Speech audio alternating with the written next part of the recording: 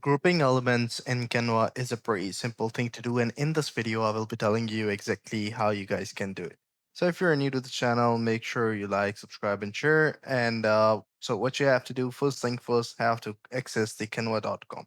So, once you're in the Canva, all you have to do is to open up a picture where you have multiple elements on it.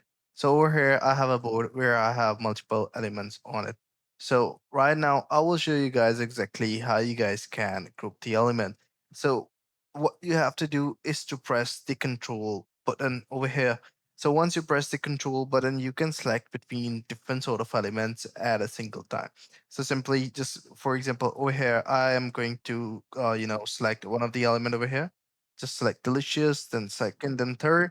And now we have three different elements. And what I'm going to do, I'm going to press Control plus G, and it will group the elements just like this. So this is how you guys can do it. And by pressing the same key, you will be able to ungroup them. So I hope you find this video helpful. If you do, please consider subscribing to our channel. Take care. Bye bye.